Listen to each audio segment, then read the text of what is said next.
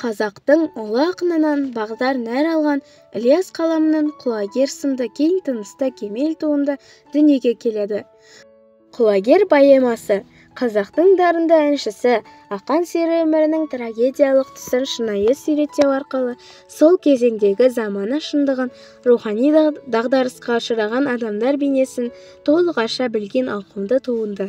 Осындай шығарманың туындауына себепкер болған поэзия құлагері, оң қолынан өнер тамған шебер ақын Ілияс Жансүгіровті халық ешқашанда ұмытқан емес.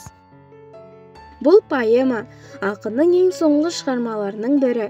Ақынның толысып, кемеліне келген шағында үлкен шабытпен жазған дүниесі. Ілиясты заманның әділетсіздігіне төзе алмай, соңында дәрменсіз қалған ақан серінің сұрапыл өмірі қызықтыра түседі.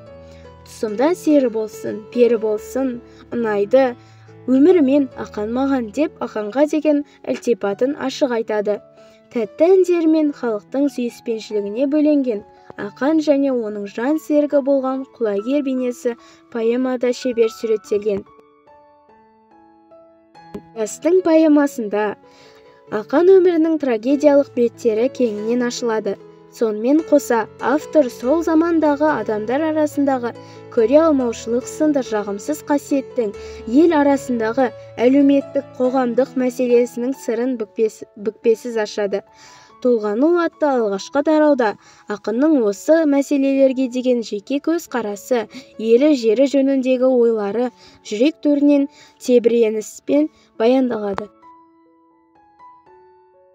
Құлагер поэмасының шоқтығы биік шығарма екенін дәлелдейтін тұсы, Сағынайдың асын өткізілуін аса шебер бейнелеп қазақ халқының ескі дәстүрін дәріптеуі. Осы асқа жиналған дүйім жұрт ақан серінің құлагерін көріп, жүйрігі жануардың қай жағында деп таңданыс білдіріп, алғашқы бітіміне көңіл толмайды. Кейін құлагердің бабы мен сынын Күреңбай тап басып айтады.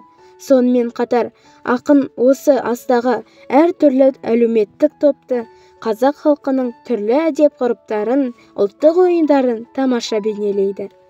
Халқына әсем әнін шырқап, олардың шексіз махаббатына бөленіп, ешбір арам ойсыз, алаңсыз жүрген ақан сері адам сенгісіз сұмдық жайтқа тап боларын қайдан білсін?